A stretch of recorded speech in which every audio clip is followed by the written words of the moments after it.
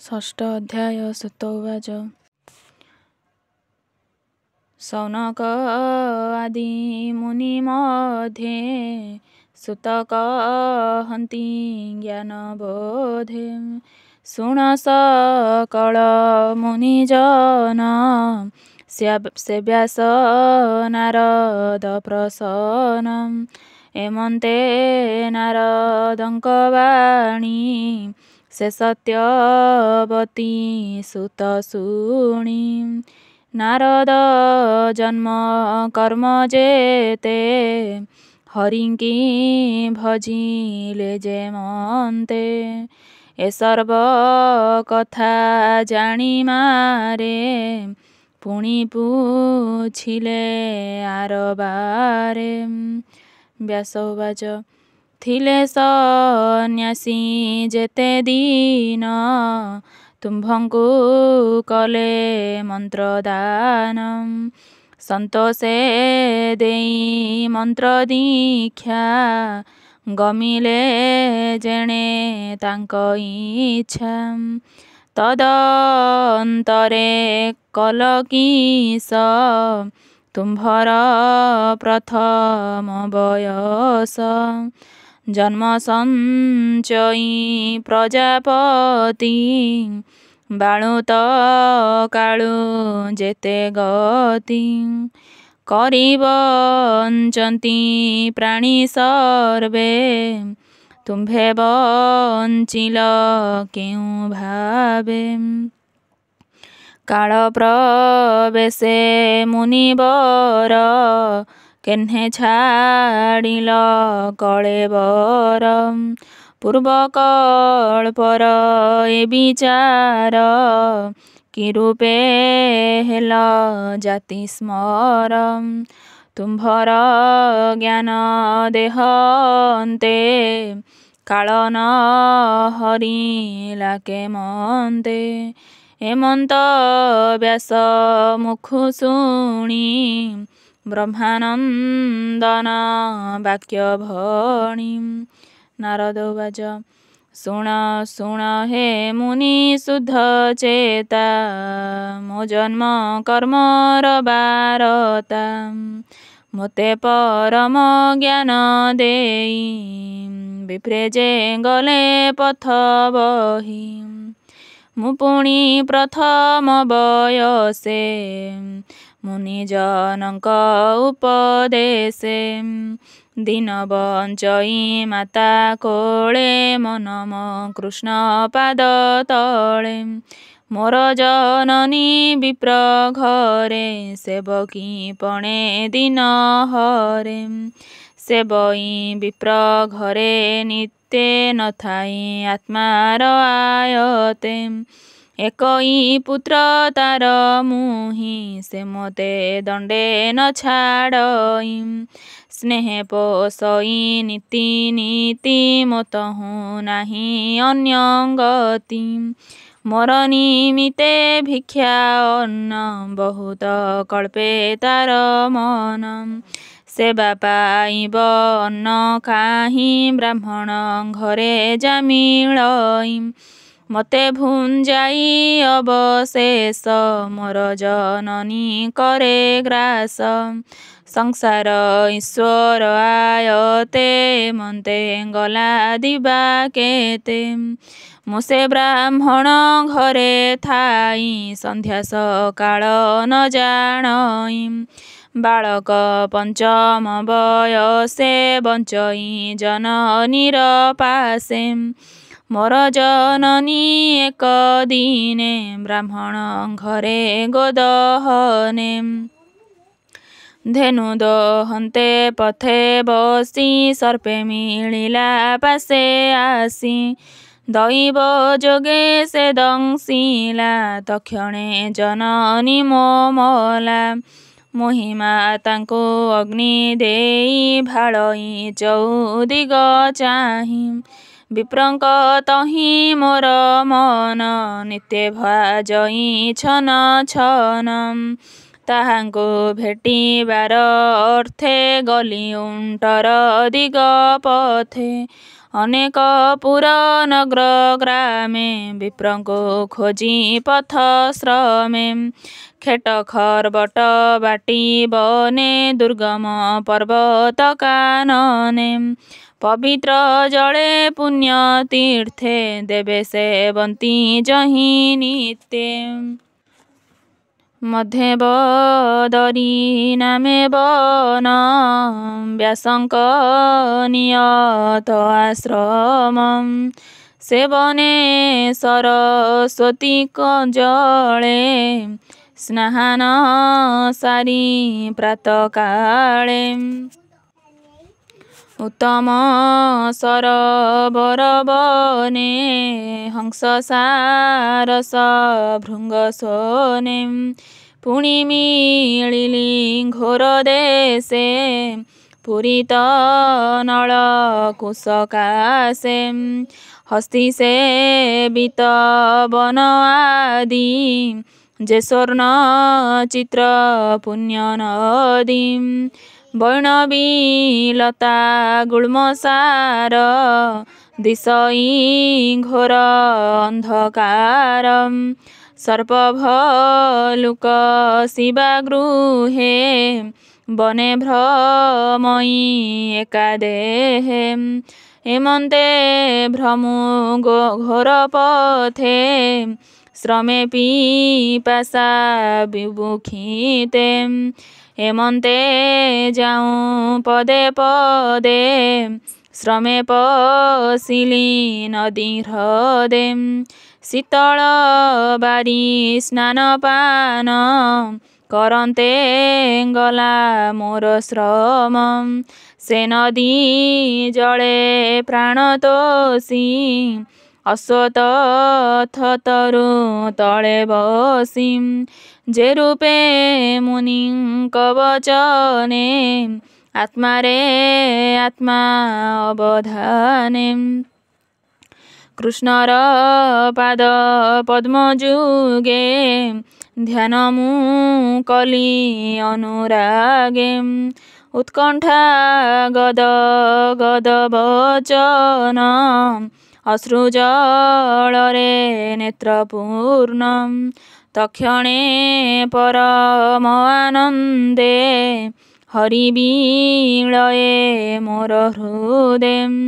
ଅତ୍ୟନ୍ତ ପ୍ରେମ ଭରେ ଦେହେ ଉଦ୍ଗମ ହେଲେ ତନୁ ରୁହେ ଆନନ୍ଦ ସାଗରେ ବୁଡ଼ିଲି ଉଭୟ ଲୋକ ନ ଜାଣିଲି ରୂପେ କି ଦେବା ପଟାନ୍ତର ମନ ବଚନ ଆଗୋଚର ଦେଖି ଉଠିଲି ତତକ୍ଷଣେ ବିକଳେ ଚିତ କରସଣେ ପୁଣି ରହିଲି ଦୃଢ଼ ଚିତେ ସେ ରୂପ ଦେଖିବା ନିମନ୍ତେ ସେ ହରି ହୋଇଲେ ଅନ୍ତର ଦିଶିଲା ଘୋର ଅନ୍ଧକାର ବାହୁଡ଼ି ଚାହିଁଲି ବାହାରେ ଦିଶ ଆକାଶ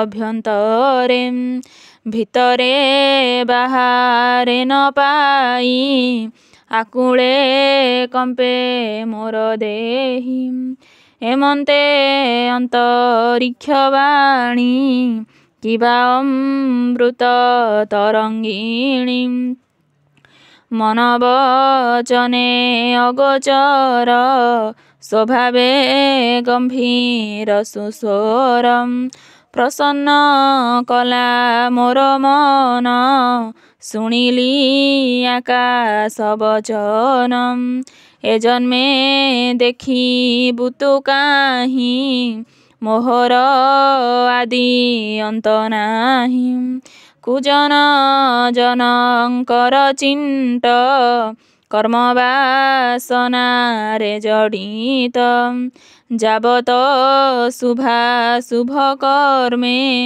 ଚିଣ୍ଟ ଆକର୍ଷେ ମତି ଭ୍ରମେ ସେ ମୋତେ ପାଇବେ କେମନ୍ତେ କର୍ମ ଆବରି ନାନା ମତେ ମୋର ସେବକ ସେବା ଫଳେ ତେଣୁ ଦେଖିଲୁ ମୋତେ ଡୋଳେ। ମୁଁ ଯାର ଚିତେ ନିତ୍ୟ ଥାଇ ତା ହୃଦେ ଅମଙ୍ଗଳ କାହିଁ। ଏବେ ସାଧୁଙ୍କ ସେବା କରି ଦୀର୍ଘ ଜୀବନ ଦେହେ ଧରି। ଦୃଢ଼ ଭକତି ମୋର ପାଦେ ଚିଣ୍ଟେ ପ୍ରସରୁ ଅପ୍ରମାଦେ। ଏ ଦେହ ଛାଡ଼ି ମୋର ଧ୍ୟାନେ ଅନ୍ତେ ମିଳିବୁ ମୋ ଭୁବନେ। ମୋର ବିଷये ତୋର ମତି କେବେ ହେ ନହିବ ଦୁର୍ଗତି। ସୃଷ୍ଟି ପ୍ରଳୟ ବାଧା ଯେତେ କେବେ ହେ ନ ଲାଗିବ ତୋତେ। ମୋ ଅନୁଗ୍ରହେ ହେଉ ଜ୍ଞାନ ଏମନ୍ତ ଆକାଶ ବଚନ। ସ୍ୱଭାବେ ସ୍ଫୁରେ ଅନ୍ତରିକ୍ଷେ କେ ତାହା ଦେଖିବ ପ୍ରତ୍ୟକ୍ଷେ। ସ୍ୱଭାବେ ରୂପ ନାହିଁ ଯାର ମହାମହିମା ନିର୍ବିକାର। ସେ ବାଣୀ ଶୁଣି ଚିତ୍ତ ସ୍ଥିରେ ପ୍ରଣାମ କଲି ତାପୟରେ। ମୋର ଜୀବନ କୃତ କୃତ୍ୟ ଶୁଣ ହେ ସତ୍ୟବତୀ ସୁତ। ସେ ବିନୁ ନ ଜାଣଇ ଆନ ମୋ ସର୍ବଗତି ଭଗବାନ। ଲାଜ ଭୟକୁ ପରିହରି ହୃଦେ ଗୋବିନ୍ଦ ନାମ ଧରି। ଅନନ୍ତ ନାମ ଗୁଣ ଯେତେ ଚିଣ୍ଟେ ସୁମରି ଅବିରତେ। ଭୂମି କରଇ ପର୍ଯ୍ୟଟନ ବିଗତ ରାଗ ତୁଷ୍ଟ ମନ। ମଦ ମତ୍ସର ମାନ ତେଜି କୃଷ୍ଣ ଚରଣେ ଦୃଢ଼େ ଭଜି। ଏମନ୍ତେ ଭ୍ରମୁ ଅନୁଦିନ ନିର୍ମଳ ହୋଇଲା ମୋ ମନ।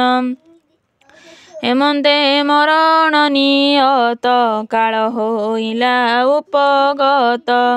ସଂଶୟ ସ୍ଫୁରେ ମୋର ମନେ ବିଜୁଳି ଯେହ୍ନେ ନୀଳ ଘନେ। ଦିବ୍ୟ ସ୍ୱରୂପ ମୋହି ଦେଖି ତକ୍ଷଣେ ଶରୀର ଉପେକ୍ଷି। ଆନନ୍ଦେ କୃଷ୍ଣ ଅନୁଗ୍ରହେ ଶୂନ୍ୟେ ଗମିଲି ଦିବ୍ୟ ଦେହେ। କଳ୍ପାନ୍ତେ ଦିନ ପ୍ରଳୟରେ ସୃଷ୍ଟି ଦେଖିଣ ଉଦରେ। କ୍ଷୀର ଜଳଧି ମଧ୍ୟେ ସ୍ଥିତ ଅନନ୍ତ ଶୟନେ ଅଚ୍ୟୁତ। ପଶିଲି ତାର ଅଭ୍ୟନ୍ତରେ ନିର୍ଲପେ ନିର୍ମଳ ଶରୀରେ। ଯେବେ ସହସ୍ର ଯୁଗ ଗଲା ଶୟନୁ ଅନନ୍ତ ଉଠିଲା। ତକ୍ଷଣେ ବ୍ରହ୍ମ ରୂପ ଧରି ଭୂମି ଭିଆଇ ସୃଷ୍ଟି କରି। ମରିଚି ଆଦି ସପ୍ତ ସୁତ ବ୍ରହ୍ମା ମନରୁ ହେଲେ ଜାତ। ମୋହି ହୋଇଲି ତାଙ୍କ ସଙ୍ଗେ ସମ୍ଭୂତ ବିଧାତାର ଅଙ୍ଗେ। ନିଶ୍ଚଳ ଚିତ୍ତେ ଦୃଢ଼ ବ୍ରତେ ତିନି ଲୋକେ ଭ୍ରମେ ନିତ୍ୟେ। କୃଷ୍ଣର ଭାବେ ଭ୍ରମେ ନୀତି ମୋହର ଅବ୍ୟାହତ ଗତି। କୃଷ୍ଣ ଭକତି ଭାବ ଭୋଳେ ମୋହି ଗମଇ ଅନ୍ତରାଳେ। ଦେବଙ୍କ ମଧ୍ୟେ ମୋହି ଥାଇ ନୃତ୍ୟ କରଇ କୃଷ୍ଣ ଗାଇ। ଶୁଣି ସନ୍ତୋଷ ମୋର ବାଣୀ ବୀଣା ଗୋଟିଏ ଦେଲେ ଆଣି। ଶପଥ ସ୍ୱର ବିଭୂଷଣା ସୁସ୍ୱର ନାଦ ତିନି ଗୁଣା। ସ୍ୱର ମୂର୍ଚ୍ଛନା ନାଦ ବାଇ ଆନନ୍ଦେ କୃଷ୍ଣ ଗୁଣ ଗାଇ। ନିରତେ ଭ୍ରମେ ତ୍ରିଜଗତେ ଶୁଣ କହିବା ଆଉ ଯେତେ। ହରିର ଅଭୟ ଚରଣ ଶେଷ ତୀର୍ଥଙ୍କର ସ୍ଥାନ। ସେ ପାଦ କଲେ ସୁମରଣ ଶୀଘ୍ରେ ମୋ ଚିତ୍ତେ ନାରାୟଣ। ଆଦିତ୍ୟ ତେଜ ପ୍ରାୟ ଦିଶେ ଅଜ୍ଞାନ ତମ ବେଗେ ନାଶେ। ସେ ହରି ଚରିତର ଗୁଣ ଭୋମୁନି ସାବଧାନେ ଶୁଣ। ভবসাগরে যেতে নরে আতুর চিত্ত অভ্যন্তরে বিষয় রসে সুজଡ଼ିତ କେବେ ନୁହେଁ ଶୁଦ୍ଧ ଚିତ ଅଛନ୍ତି ଭବ ସିନ୍ଧୁ ଗର୍ଭେ ସେ ନରେ କେମନ୍ତେ ତରିବେ କୃଷ୍ଣର ଗୁଣ ଗାଥା ଘୋଷି ଆନନ୍ଦେ ସୁଖ ନାବେ ବସି ହେଳେ ତରିବେ ହରି ଗାଇ ଅନ୍ୟଥା ସୁଖ ଲେଶ ନାହିଁ ଯମ ନିୟମ ଯୋଗ ପଥେ ଯେ ନର ସାଧେ ଅବିରତେ ଏ ନାବ ପାଇ ବସେ କାହିଁ ଯେବେ ଗୋବିନ୍ଦେ ଚିତ୍ତ ନାହିଁ ଶୁଣ ହେ ସତ୍ୟବତୀ ସୁତ ମୋହର ପୂର୍ବର ଚରିତ ଜନ୍ମ କର୍ମାଦି ମୋର ଯେତେ କହିଲି ତୁମ୍ଭର ଅଗ୍ରତେ ତୁମ୍ଭର ମନ ତୋଷ ଅର୍ଥେ କହିଲି ଭକ୍ତି ଯୋଗ ଯେତେ ସୁତବାଚ ସୁତ କହନ୍ତି ଅନୁରାଗେ ଯଜ୍ଞେ ସମସ୍ତ ମୁନି ଆଗେ ନାରଦ ଜନ୍ମ କର୍ମ କଥା ବିଷ୍ଣୁ ଭକତିର ବ୍ୟବସ୍ଥା ବ୍ୟାସଙ୍କ ଆଗେ ସର୍ବ କହି ଆନନ୍ଦେ ବୀଣା ବାଦ୍ୟ ଗାଇ ଆକାଶ ମାର୍ଗେ ଗଲେ କେ ବିଜୁଳି ଯେହ୍ନେ ବଳାହକେ ଧନ୍ୟ ମହିମା ଦେବ ଋଷି ନିରତେ କୃଷ୍ଣ ନାମ ଘୋଷି ହରି ଗାୟନେ ଭୋଳ ହୋଇ ବିବିଧ ଛନ୍ଦେ ବୀଣା ବାଇ ନିରତେ ଭ୍ରମେ ତିନି ପୁରେ ଜଗତ ସଙ୍କଟୁ ଧରେ।